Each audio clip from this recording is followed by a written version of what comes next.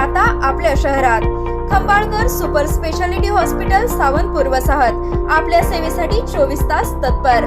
नवजात शिशु अतिदक्षता विभाग, अद्ययावत अतिदक्षता विभाग, अद्ययावत वंध्यत्व निवारण विभाग, व्हेंटिलेटर, सेंट्रल ऑक्सिजन, ॲम्ब्युलन्स सेवा, digital X-ray, pathology lab, pharmacy, सुसज्ज operation theatre, joint replacement, cashless insurance सुविधा, मुख्यमंत्री सहाय्यता निधीचा लाभ। खंबाळकर सुपर स्पेशालिटी हॉस्पिटल, संपर्क 88 03 36 37 38।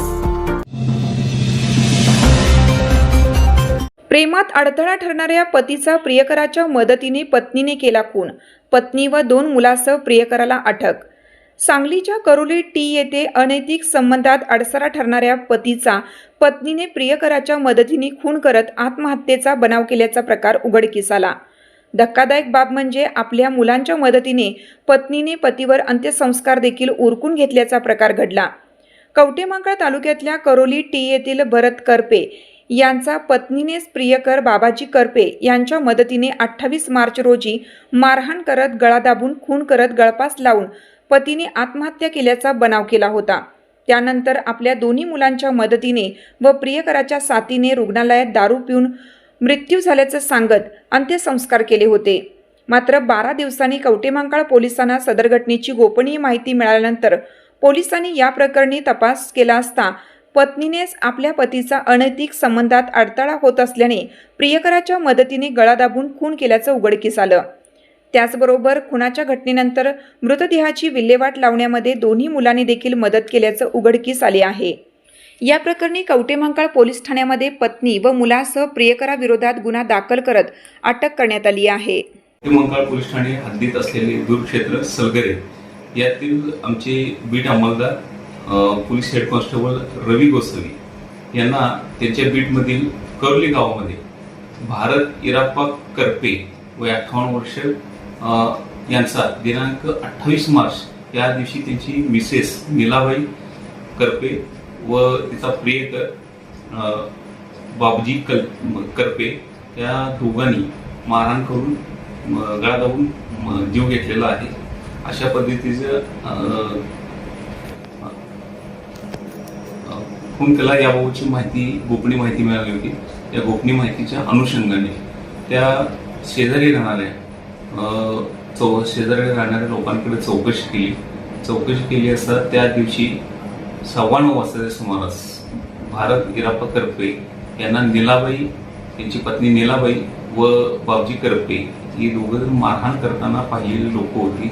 तसेच त्या दिवशी मारहाण केल्यानंतर त्यांना त्यांच्याच भावाच्या घराच्या खिडकीला गळ्यामध्ये ठिबक सिंचनाचा पाईप लावून गळफास लावून गळफास लावण्याचा बनाव केला होता।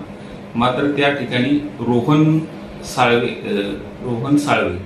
हा मुलगा वॉशरूम करता गेलेला असताना त्याने ते पाहिल्यानंतर त्यांना परत इथे हॉस्पिटलमध्ये आणल्यानंतर इथे ते दारू पिऊन मयत झाले अशी खोटी बतावणी केली व त्यांचं पीएम न करता परत नेऊन त्यांचं प्रेत 4:30 वाजता दहन वगैरे केलेलं होतं। ही गोपनीय माहितीच्या आधारे खात्री केली। यावरून असं झालं की नीलाबाई तसेच बाबूजी करपे या दोघांमध्ये अनैतिक संबंध होते। अनैतिक संबंधाला कुठेतरी अडथळा येत आहे भारत करपे यासाठी त्यांना मारहाण केली होती, काठीने मारहाण केली आणि परत नीलाबाई यांनी त्यांच्या गळा दाबून त्यांचा मय झाल्यानंतर हालचाल थांबल्यानंतर त्यांना नीलाबाई आणि बाबाजी या दोघांनी उचलून गळ्याला ठिबक सिंचनाचे पाईप मध्ये लावून खिडकीला अडकावून गळफास लावल्याचा असा बनाव केला होता। आणि त्यात सामील त्यांची मुलं देखील त्यांना ही बातमी तिच्या आईने सांगितली होती। मिळालेल्या गोपनीय माहितीप्रमाणे सर्व तपास केला असता जे गोपनीय बातमी होती ती पूर्णपणे खरी होती। भारत इराप्पा करपे यांना त्यांची पत्नी नीलाबाई करपे व बाबूजी करपे या दोघांनी मारहाण करून गळा दाबून जीव ठार मारले। तसेच त्यांची मुले अनिकेत करपे व मनोज करपे यांनी